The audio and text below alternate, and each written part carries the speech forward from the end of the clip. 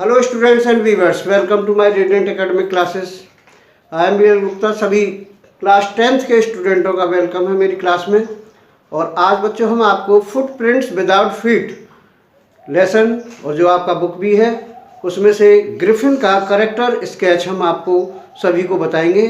This is one of the most important characters for the board examination, specially for the 10th class. तो ये आपको with Hindi हम सभी को आपको ये करेक्टर स्केच बता रहे हैं। इसमें मेन पॉइंट्स मैंने इसके बहुत अच्छे से बना करके रखे हैं और पहले भी मैं बता चुका हूँ प्री वीडियोज़ में। जो बच्चे हेडिंग के साथ किसी भी करेक्टर स्केच को स्टूडेंट्स करते हैं तो उनको फुल मार्क्स मिलते हैं, और जो पैराग्राफ टाइप से करते हैं उनको उतने अच्छे मार्क्स नहीं मिलते, 50% हार्डली मिलते हैं मार्क्स। इसीलिए आप रेलिवेंट मैटर जितना भी है उसको ही लिखें और जो उसके मेन पॉइंट्स हैं उसमें से कोई चीज़ न छोड़ें।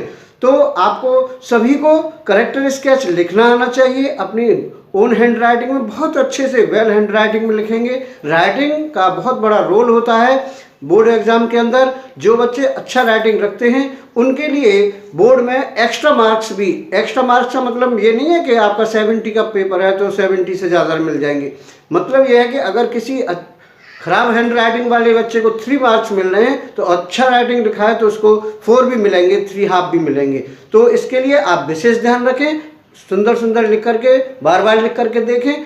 ग्रिफिन का करेक्टर स्केच इस साल बोर्ड में आने की पूरी पॉसिबिलिटी होगी। फुटप्रिंट्स विदाउट फीट के ऊपर है, इसमें इसका मतलब है बिना पैरों के पद चिन्हों के निशान।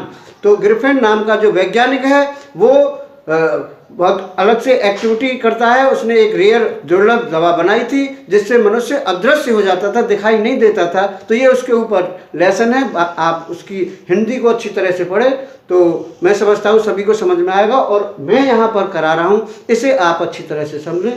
तो जो बच्चे फर्स्ट टाइम मेरे चैनल को वीडियो को देख रहे हैं उनसे कहूँगा कि मेरे चैनल को सब्सक्राइब अवश्य कर लें और लाइक और शेयर वीडियो को अवश्य किया करें।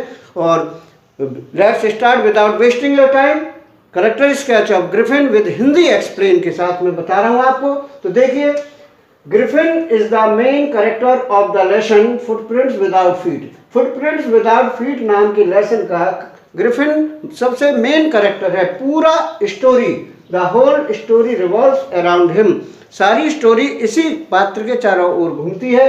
सम of the main points of his character are, इसके करेक्टर के कुछ मेन पॉइंट्स इस प्रकार हैं। देखिए कौन कौन से हैं।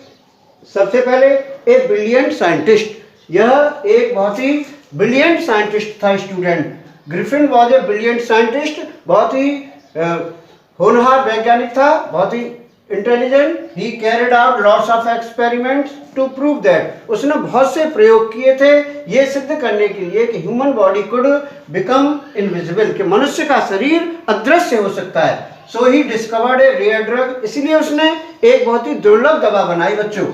It could make one invisible, इसके पीने से, निगलने से कोई भी व्यक्ति अदृश्य हो सकता था। अब आते हैं बच्चों हिज रिवेंज, उसका बदला। He was disliked by his landlord for his bad activities। वो जिस मकान में रहता था तो उसका मकान वाला उसकी बुरी हरकतों के लिए, एक्टिविटीज हरकतों को बोलते हैं, आदतों के लिए उसको क्या करता था, डिसलाइक करता था बच्चों, नापसंद करता था। He wanted to eject Griffin out of his house, और उसको अपने घर से बाहर निकालने की कोशिश करता रहता था। In revenge, इसके बदले में he set fire to the house of his landlord, उसने अपने मकान वाले के घर में आग लगा दी। He swallowed a ड्रग, उसने वो दवा पी ली। एंड सब removed his clothes and become invisible, और वह वस्त्र उतार दिए उसने और अदृश्य हो गया। तो इस दवा का असर कपड़ों पर नहीं होता था, मनुष्य के शरीर पर होता था। जितने पार्ट पर शरीर पर कपड़े नहीं दिखाई देते थे उतने हिस्से पर बच्चों उसका असर हो जाता था, अर्थात बॉडी पर, स्किन पर असर होता था, इसका कपड़े पर नहीं। Entered a big London store, एक बार वह एक बहुत बड़े लंदन स्टोर में प्रवेश कर गया। In the month of January, जनवरी का महीना था। The air was very cold, हवा बहुत बर्फीली चल रही थी, ठंडी थी।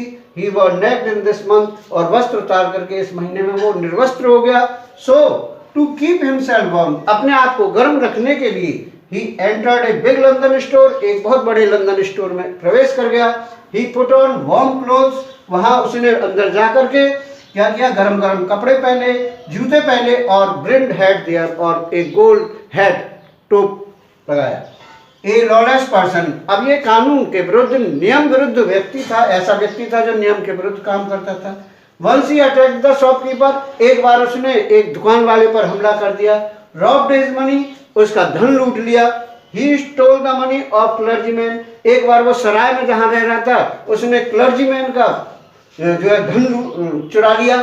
At last he knocked the constable, अंत में जब वहाँ के रहने वाले लोकेलिटी के व्यक्तियों ने पुलिस को इन्फॉर्म किया तो कांस्टेबल आया उसे पकड़ने के लिए, लेकिन वह भी अदृश्य होकर के उसको कांस्टेबल को हिट किया, उसने गिरा दिया उसको। He tried to catch him, और कब, जब पुलिस वाले ने उसको पकड़ने का प्रयास किया। Thus we can say that he was a lawless person। इस प्रकार हम कह सकते हैं कि वह एक लॉलेस पर्सन था, नियम के विरुद्ध काम करने वाला व्यक्ति था। Society does not permit it, और समाज हमको इस बात की इजाज़त भी नहीं देता कि कोई इस तरीके की बैड एक्टिविटी समाज में रह करके करे जिससे कि समाज को नुकसान हो।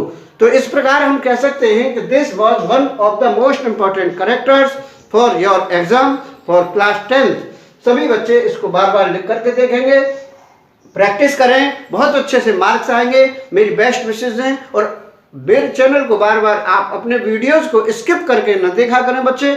अगर स्किप करेंगे आप, बहुत से बच्चे स्क्रीनशॉट्स ले लेते हैं, स्किप कर लेते हैं, तो उससे वो बात समझ में नहीं आती। आपको पूरा थीम, पूरी अंडरस्टैंडिंग करनी है क्वेश्चन की। तो मेरी हिंदी को भी जो मैं बता रहा हूँ इसको समझिए, और जो बच्चे हिंदी समझ लेते हैं, अगर उनको याद भी नहीं है तो भी वो एग्जाम में अच्छे से बना करके वो लिख देते हैं कुछ पॉइंट्स। तो आप please do not skip the video, watch the video continuously, completely पूरा वीडियो देखें।